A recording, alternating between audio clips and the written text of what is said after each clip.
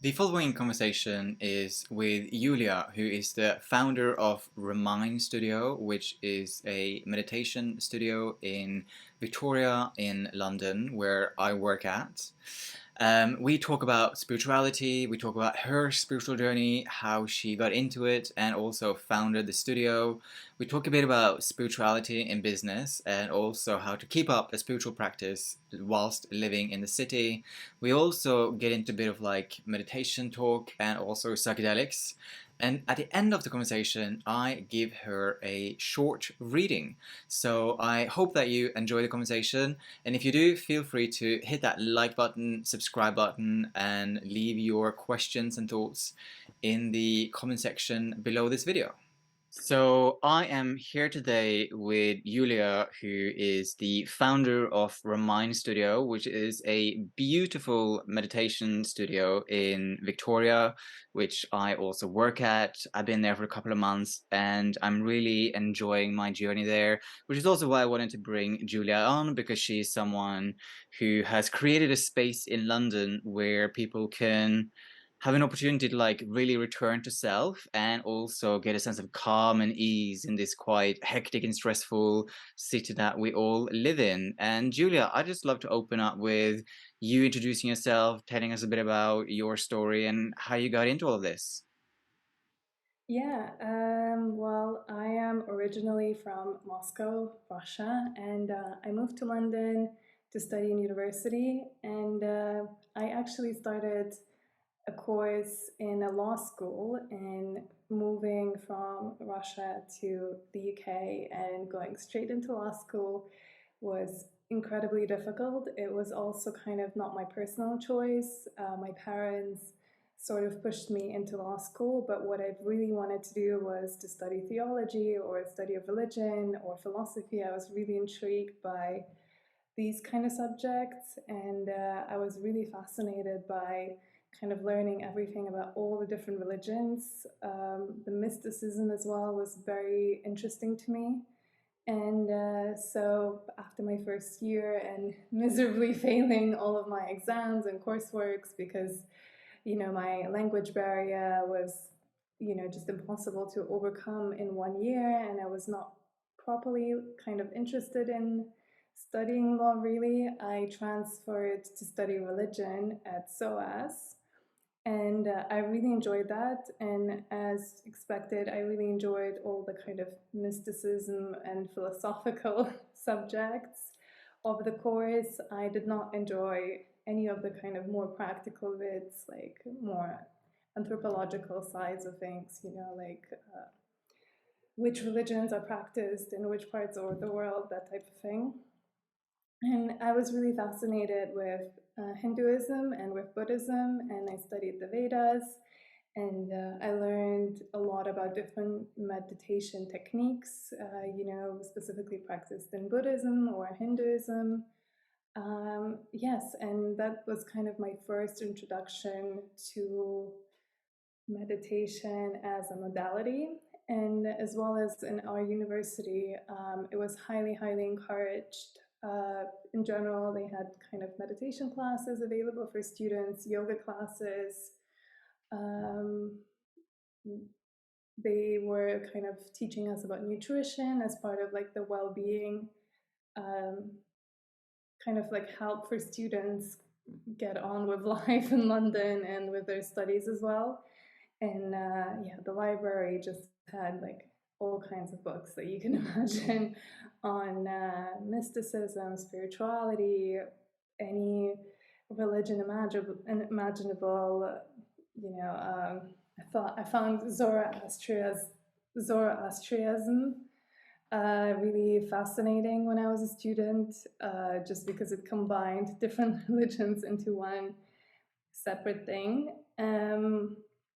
So yes, I guess that kind of gave me a start. And um, after I graduated, I became a mom very early on. And when my son was turning, I believe he was 2 at the time, I started to feel like he was becoming a little bit more independent, although now looking back that he's 8. not independent at all. But yes, I felt like I needed to contribute to the world and do something else as well with my life other than just being a mother. And I was kind of soul searching, traveling, doing different things, trying out different courses. So I think over a course of a year, I learned I did like an intense baking course, tried to learn to become a baker. I did a month long haute couture embroidery course. I went to classes to learn how to use Photoshop and InDesign, and I went to interior design courses. Honestly, I tried everything. I was kind of very active in London with my son as well. We went to all the museums, galleries, exhibitions, theaters, and I started to feel like I needed a calm oasis in London. And I wanted to create that for other people as well. And I didn't really know how that was going to look like until I heard about meditation studios in New York and London. Oh, sorry, in New York and LA. And it kind of gave me a good idea for a concept and almost encouraged me to try something similar because it seemed like it was popular in the US. There was nothing exactly like it in the UK. So, yeah, eventually I came up with this idea for a meditation studio. And the original idea was quite different to what it is now. Um, but the feeling and the energy is kind of the same, at least it feels the same to me. And yeah, that's kind of the story. That's amazing. Thank you. Thank you so much for sharing. I'm curious about like where did that interest in studying religion come from? Like what was the seed that sort of sprung out and inspired you to study religion? So the first time I heard what theology is even was, I didn't even realize it was kind of its own subject line to begin with. I was looking at a course catalog. I believe it was on UCAS, just browsing. I wanted to go to King's College in London, so I was looking at all of their courses and I saw theology and I didn't know what that meant. And I checked the definition. I was like, oh my God, that's so interesting. And I started reading more about it. Yes, but that's kind of, I was already interested in different religions, especially probably because my stepdad, he was Jewish, but then he converted to Christianity, and then he was a Buddhist at some point. So I was kind of influenced Mm, a lot of different people of different religions, kind of sharing their wisdom. And it was always approached from a more kind of mystical, esoterical side of things rather than, you know, you kind of need to do these things, you need to pray or you need to do that. And yes, I think my stepdad had like a very philosophical approach to it. Um, mm, used to. And I remember as a child, whenever kind of my parents had guests over, if I would love listening to kind of all the conversations that were, when adults are sitting at the table for hours on end talking about, the meaning of the world, the meaning of life. I would just sit next to them and listen and absorb. I would just really enjoy that kind of part of my childhood. yeah, sure. No, I'm the same. As you know, my grandmother was a clairvoyant medium. So like I grew up with like spirituality and tarot cards and crystals as a just as a natural part of my life, and I've always been fascinated by what can be understood beyond the five known senses, basically, and how to expand that and get there. I'm curious about because obviously there are tons and tons of different religions around the world, and you've studied theology at SOAS or religion at SOAS. What is like if you can distill? What is one of your key learnings about religion while studying there? That's an interesting question. Let me have a think. I mean, I love learning all about Hinduism and Buddhism, probably because that was kind of what I didn't really know about as a child or, at 18, 19 years old.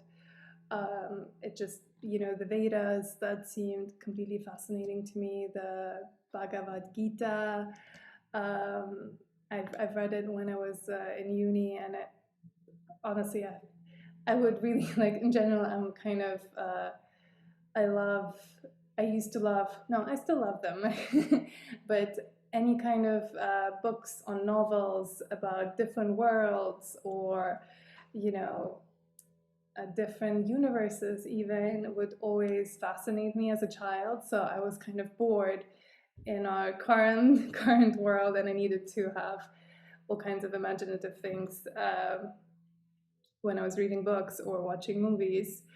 Uh, so a huge Marvel fan, obviously. uh, so yeah, I think the stories behind the religions, I think that's what really fascinated me. So the Old Testament, the Vedas, the story of the Buddha, kind of, yeah, I think I was really into the storytelling behind those religions. Mm. That's interesting. And yeah, there's so many of those stories which are still underpinning society today, right? The story about people and men and women and everything. It's still so very much entrenched into our society, which is quite interesting. Like something which is so ancient or old is still impacting us today. It's quite fascinating. Yeah. Mm. Yeah, it's quite an interesting thing. So you've been running Remind for 5 years now, right? Well, I guess almost six if we count kind of the year leading up to the to the opening.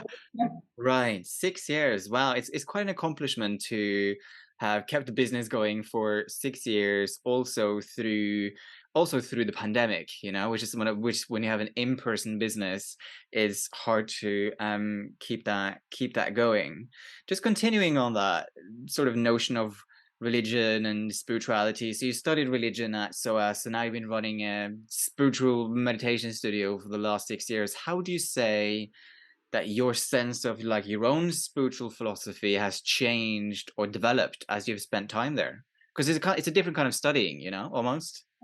Yeah, I mean, it's quite tricky. So obviously we try to keep it as grounded as possible. So, with our wonderful teachers and team of teachers, and, the customers, the clients that are coming into the studio, there's an array of different spiritual ideas and philosophies.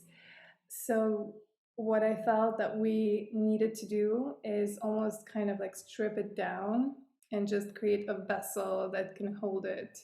Mm, We try not to add on, kind of, probably as you know, we try not to add on any kind of our own spiritual ideas into the mm, classes, because people that come to the sessions, they have their own spiritual findings and they just need to kind of find a way to them. mm, I personally don't believe that we need to be teaching any kind of spiritual ideas or, speaking about any mysticism. I've been quite reluctant to have any kind of developed systems within the studio, such as, astrology, or I almost feel like it just creates another label for people to add on to their lives, and mm, that's why I find kind of sound healing and breath work so beautiful, because you know these modalities are kind of what you put into them, so they're completely free of context. If we just look at what's happening in the class, they're just pure, and sound can you can put anything into sound, really. It's just yeah, it's just kind of like this vessel that's gonna help you find your own spirituality, basically. which is really nice because I suspect that quite a lot of other sort of spiritual meditation studios sort of comes with a philosophy. It's like if you go to a yoga class, it's going to come with the yogic tradition most of the time, so they're going to add that on and try to teach that whilst they're doing a session. So there's something quite interesting about trying to keep it as stripped back as possible and then allowing the clients to sort of figure out their own spirituality by themselves whilst they're there, or like having that space to explore it. Yeah, and I think that's why I was quite drawn to energy healing modalities as well. Um, I find that energy healing modalities, they're a little bit more kind of laid back in that.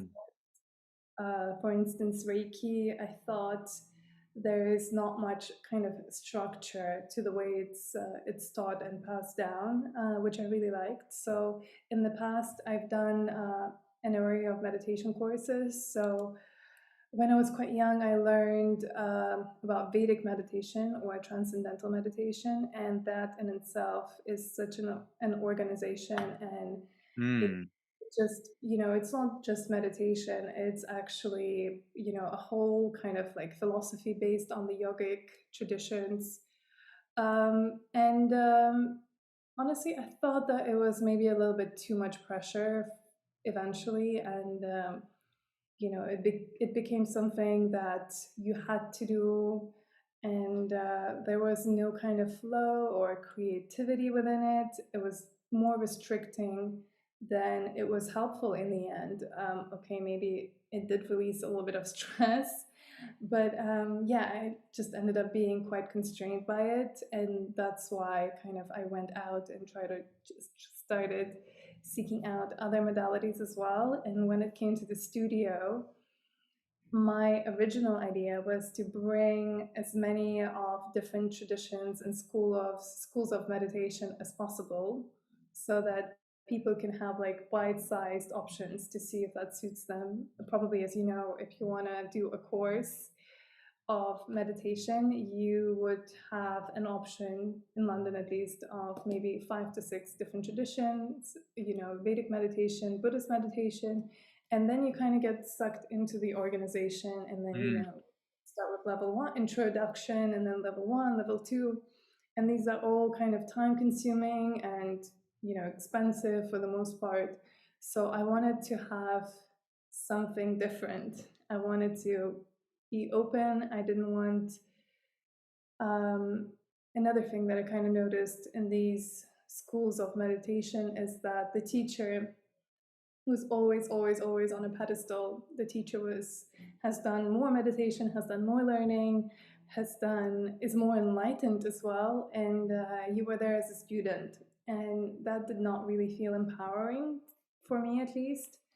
And yeah, I in the end I wanted to create something where people felt safe and empowered, and they didn't feel like the teacher was better than them in any way. mm. I think that's incredible, and I think that's also something which is really important for me in my life. In when I do like a reading with someone, or I do a healing session with someone, or someone comes and like come for coaching or mentoring, it's really always, even in a reading, which it's a lot more sort of given information rather than having the client talking, obviously. But even a part of that session, it's really important to me that at the end they feel like empowered to make their own decisions. Obviously, I can make prophecies or predictions or like stuff, but in the end, it's always about them having to make a bit of like a conscious choice by themselves, basically, and not necessarily using me as like this conduit for truth, basically. But actually, they need to leave that session feeling empowered and encouraged to make their lives better. So I love that. That's really interesting. And Mm, that's actually what always fascinated me with tarot. And obviously, that's not the case for all the readers. There's all kinds of tarot readers in the world. But I felt when I was working with tarot that really the cards would only show something that's already in the energy of the person. mm-hmm, Would never be able to kind of predict mm, anything to kind of begin with, because that was already, you could already see it in that person, mm, and I'm sure the person getting the reading already felt all of those things that you tell them. They just couldn't kind of consciously put it into words, or mm. you just have to be told what to do sometimes. And I think that's the case with tarot for the most part. So it always Yeah. tells you what you already know deep inside, but you can't really get to it in a way. I don't know. Yeah, no, I think it's so true. And that's like most of my readings, they come and they're like, oh yeah, I kind of already knew that. I just needed some encouragement or reassurance or like bring something up from like the unconscious place of yourself. And sometimes when you see those pictures and you also like how I sort of put together those narratives, that kind of helps them to bring that information forward that was already within them. Yeah, no, absolutely. So what kind of tarot deck do you have, just out of curiosity? Honestly, I have so many. Um, one of my favorites is probably the classic Raider Sure. Waite. How to pronounce that one? Yeah, I think that's my favorite. But then I love all of the kind of new designy ones. There's Mm. called the Cosmic Woman Tarot. We have it in the studio. Just beautiful illustrations. And there's another deck that's called the Mesquite Tarot deck, and it comes with a guidebook. And I just found the descriptions in the guidebook so beautiful, and they would just resonate with me so deeply, and they just really look beautiful as well. We used to sell them in the studio until they went out of print. So Mm. Yeah, you have a, I have one deck. But there is a deck in the studio which is called like the Millennial Tarot or something like that, which I think is hilarious. yeah. And I think, but it's so good. I think for like a millennial like myself, I suspect you're also millennial. I think you fit in with probably fit within the millennial bracket. I mean, when I read it and it has like avocados on it, and I just think I mean, it's just funny, which I really appreciate. So you started Remind Studio when your son was like 2 years old. Now he's 8. How? Because I suspect there's a lot of people who really want to get into meditation, right? But then they have children and they have jobs and they have other responsibilities. Like, how have you managed in all of that to like hold on to some sense of like a spiritual philosophy integrity, and also been able to hold on to some sort of like a meditation practice? Like, how has that been able to integrate into your life? Well, I guess one of the main reasons why I wanted to open the studio is to kind of solidify my own meditation practice. I Mm, knew how good that was for me, and I really, really struggled with a 2 year old to stay kind of focused on it. But honestly, I'm not kind of very strict on myself anymore. So I allow myself to have some flow and flexibility, and the way my mind usually works is that I need to get excited about something. So I love guided meditations, kind of for my day to day at home practice. And I usually do quite a bit of classes at the studio as well. So, especially when I kind of maybe I read something new about sound healing, and then I'm just, okay, I'm going to do as many classes of sound in the studio as possible. So, yeah, it's very fluid, honestly. I'm not kind of saying, okay, I'm going to do a sound healing class 3 times a week. That doesn't work for me. It needs to be kind of more on based on my feelings. mm. That makes sense. Yeah, yeah, yeah. No, I think that makes a lot of sense, and I think it's really important to, I think what you bring forward there is that it's really important that people kind of cultivate and like curate their own practice. Like, so, I mean, I meditate every day, twice a day, but that's because that's the kind of person that I am, but it doesn't make it better or worse. It just makes it different, right? It just a sort of different approach to approaching it. And I think that it's so interesting what you said about like transcendental and so on and so forth, that it's like it's quite strict, but that doesn't work for everybody.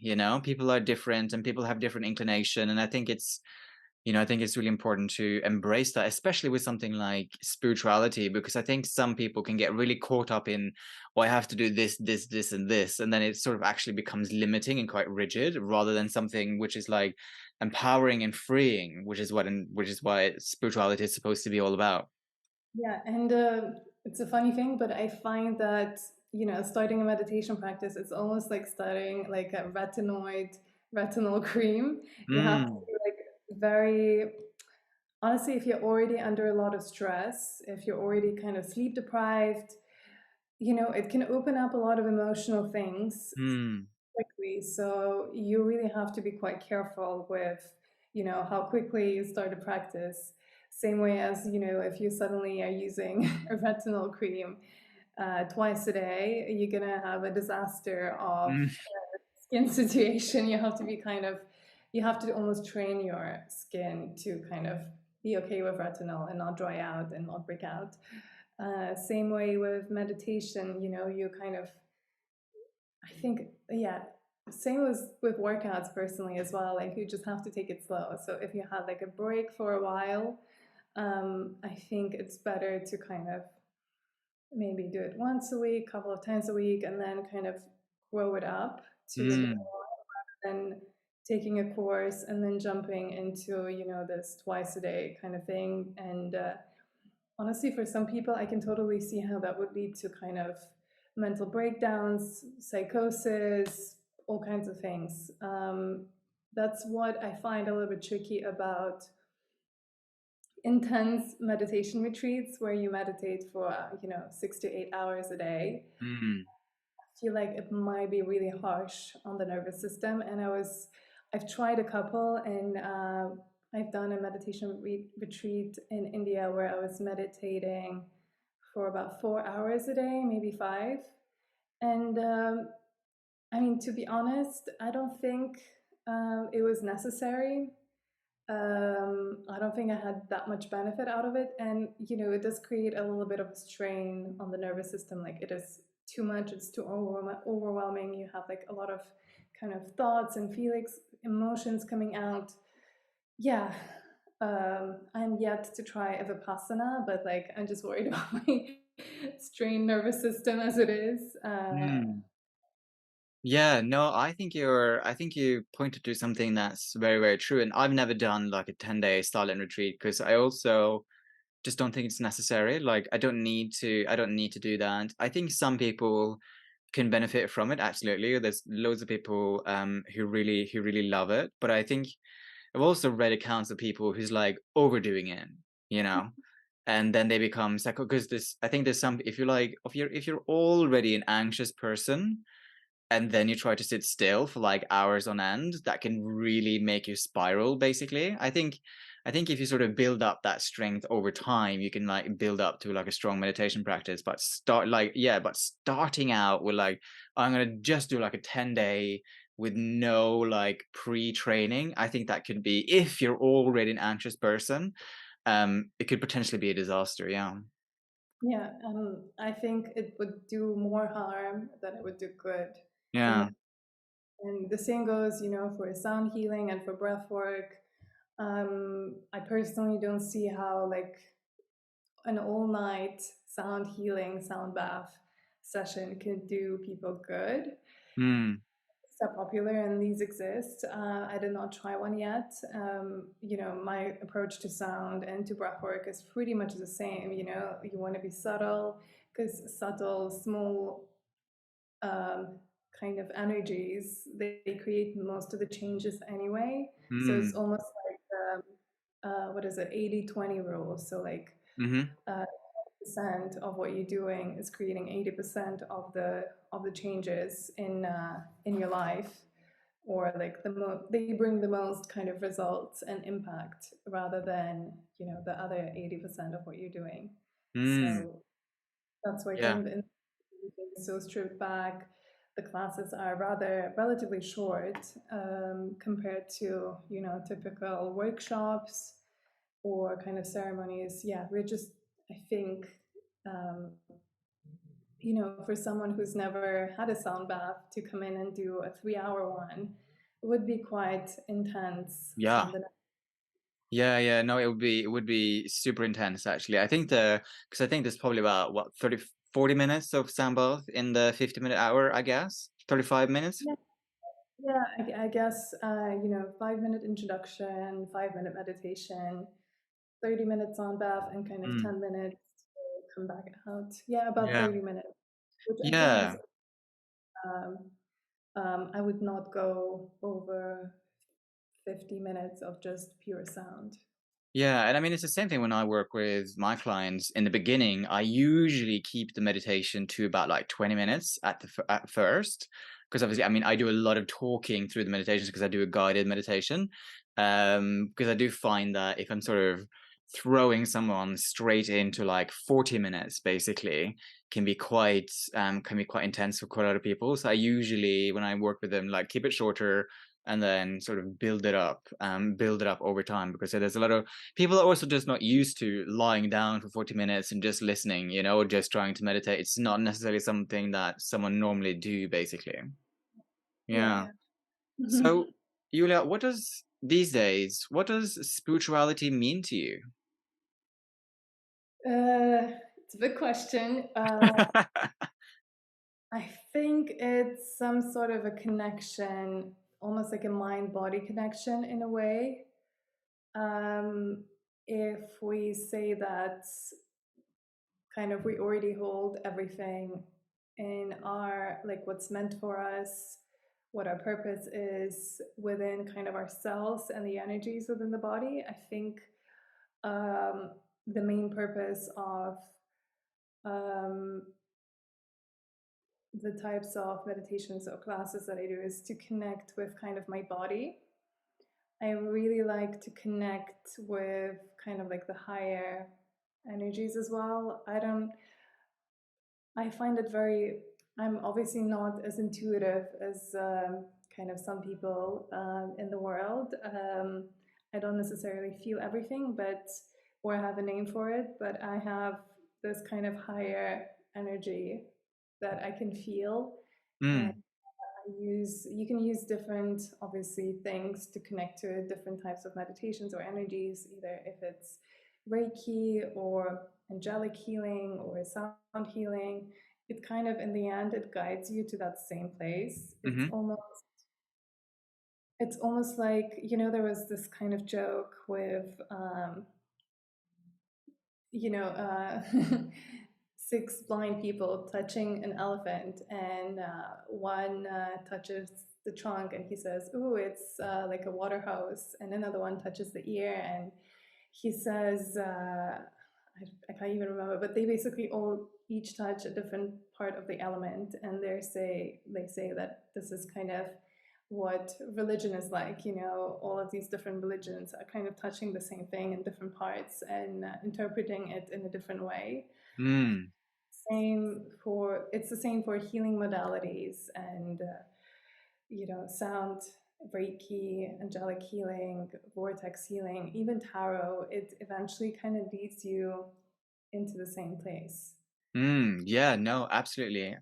And vehicle of getting there. I think probably people are saying that even psychedelics, kind of that's where it's all heading. Like we're all trying to get to that same place, but using different vehicles.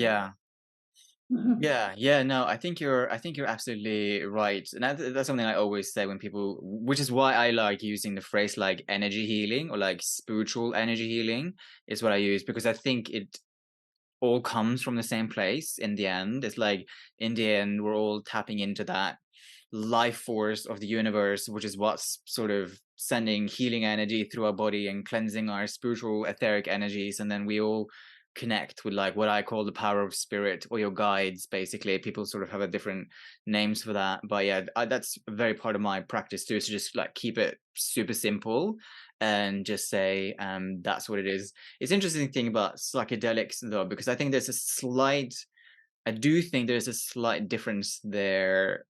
I do think psychedelics still get, I mean, I actually haven't done it. So I'm just sort of, what I've sort of philosophized is that, first of all, I think psychedelics can be really good for like mental health. There's lots of research, like it's really interesting with psilocybin. But I do think that um, the danger with something with psychedelics is that it still, I suspect that it still very much keeps you in the earthly realm, and it Mhm. doesn't necessarily take you as far out as if you had a practice to getting there yourself. I think there's something, I don't know, there's something I suspect that it's sort of, you're still very much connecting with something earthly whilst taking psychedelics. I'm sure there's loads of people who disagree with me. I mean, again, I haven't done it, so I'm just sort of suspecting. Also, the thing with psychedelics is if you take it and you're having a bad trip, you can't stop. You're gonna have to sit through that ride basically. Whilst if you're meditating and suddenly you see something which is really scary, you can just open your eyes and you're back in the room. Yeah.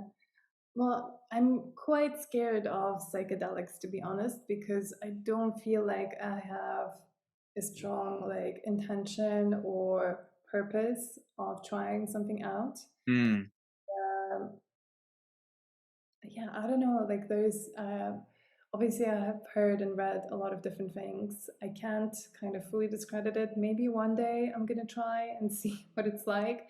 But I'm also quite scared because, once your energy changes or your nervous system changes, it's very difficult to go back to where you were mm, before. And yeah, I can see how a lot of kind of challenging or traumatic things can happen. But most of all, I feel like the traditions where the use of psychedelics has developed, they have a very strong kind of family community ties. mm, And that's what we're really lacking in our day to day lives. So I mm, feel like if I can imagine some people taking it in a setting where they feel very kind of nurtured and supported and, almost like within a family. And then the person comes back to a city where they don't have as many kind of close knit community ties. And then that would definitely trigger kind of a either a depressive period, but like some sort of a very difficult personal challenge because um, I think a big part of why these uh, psychedelic kind of rituals have evolved in communities is this kind of close knit tribe almost feeling, which we don't really have in our modern life. So I don't mm. see, we are open enough to processing these experiences without being literally in a tribe in nature. Yeah, no, I think that's absolutely true. I think there's something really, really interesting. It's been taken so much out of context, like psychedelics these days.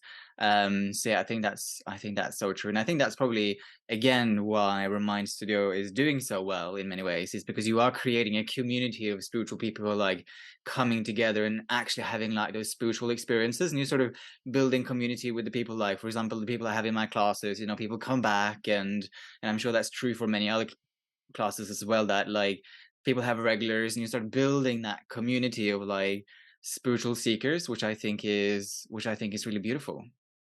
So thank you so much for creating that vessel for all of us, Julia. Thank you for being part of the space. That's really nice. So I thought to bring the conversation towards the end. You encouraged me at the beginning, because I didn't do this for the previous guests, but I think I'm going to start doing this for all the other guests that's coming, because it's like, why not? So I'm going to give you a short tarot reading, Julia, and hopefully you'll find this useful. I'll just pull 3 cards and then we'll keep it open, unless you have like a specific question in mind. um, no, let's keep it open. Okay, let's see what shows up. Before I continue, I think the things that we've touched on has been really, really fascinating. Spirituality, psychedelics, how to keep it up in the city. I think there's a lot of truth to everything that's been brought forward so far. Okay, just gonna pull 3 cards. Okay, looks like those two wants to come through.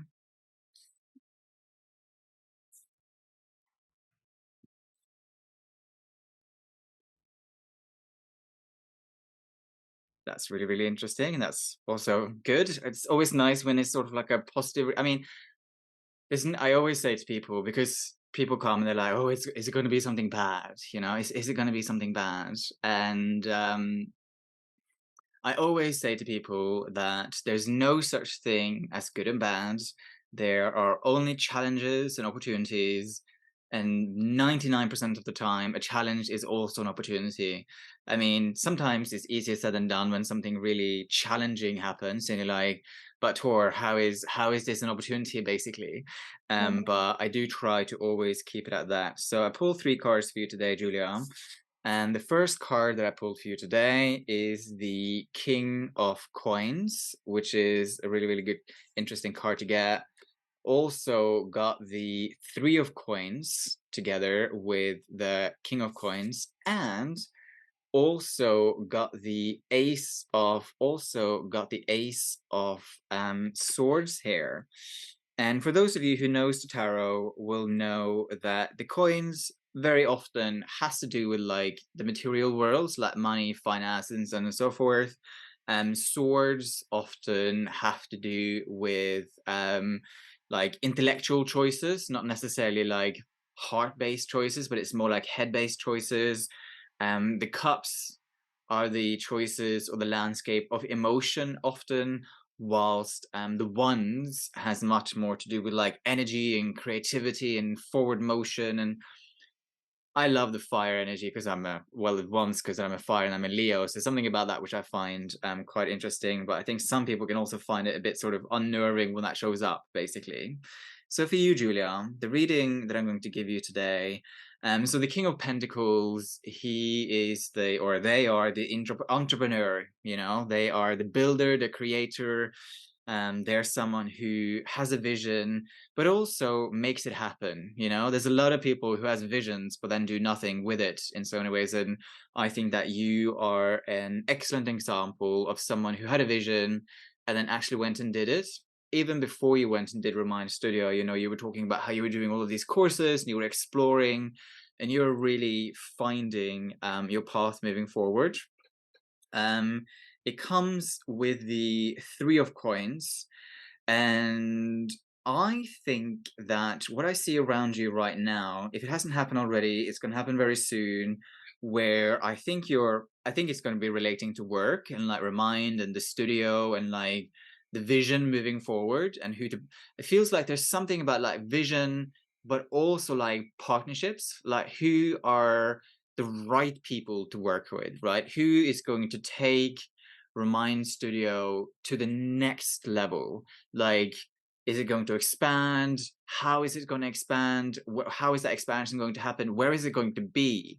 Like, even if you decide to like open up a second location, for example, like that's the kind of feeling, that I'm getting around you right now. And it feels like to me that perhaps it's obviously incredibly important to listen to our feelings and listen to our intuition and so on and so forth. But in this situation, it's also really important that you like listen to your head so that you're being quite strategic and like logical and reasonable and like I can do this, but I can't do that in Mhm. every decision that you make when it comes down to the business. Like I'm getting this feeling, just like the feeling of a vision, the feeling of partnerships, but also how you're going to like expand beyond the four walls of the studio, basically, and how to lift that up to the next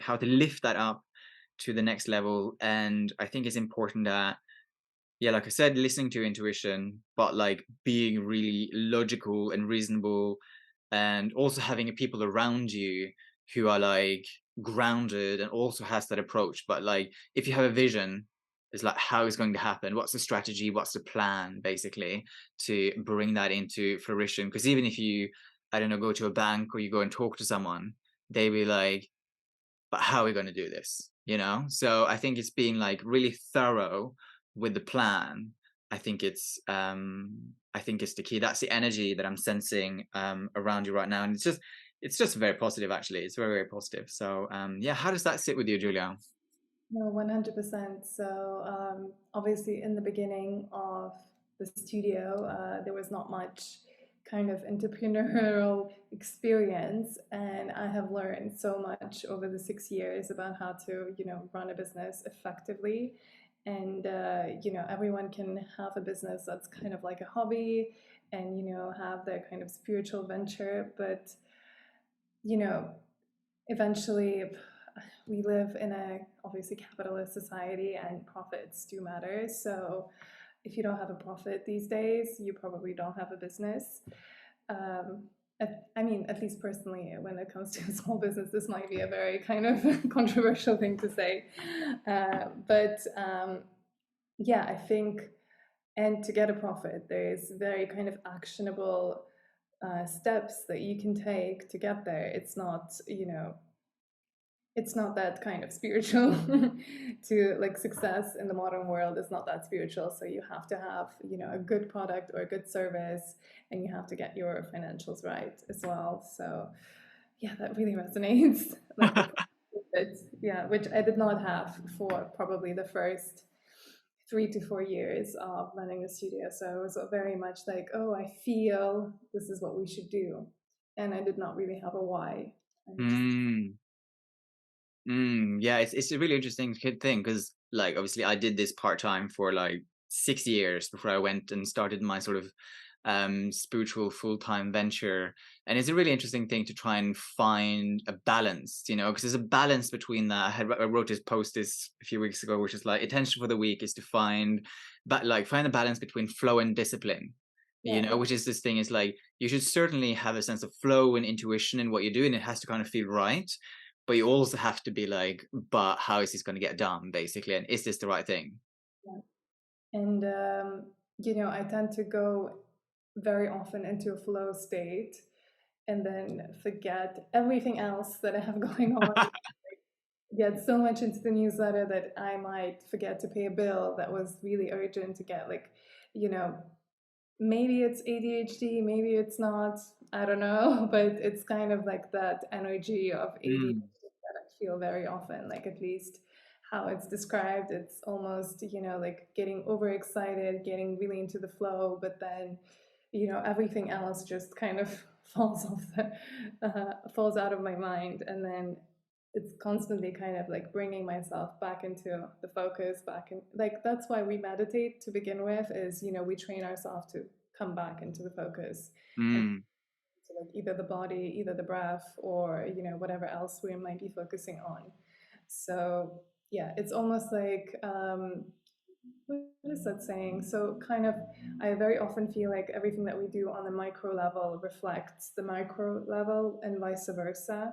So you know, training during a 20-minute meditation on how to, and like consistently bringing your focus back once you get distracted, would also kind of play out in life on a bigger scale, whereas you kind of constantly come back to your purpose, or I don't know, your health or your well-being, without getting that kind of scattered. mhm, mhm, mm, mm. That's some really, I think that's some really wise words of wisdom to end on, Julia. Thank you. Yeah, no, that was great. I think that's perfect. Thank you so much for coming on. I have really appreciated it. Thank you. Yeah, that was so much fun. I really enjoyed it. Thank you.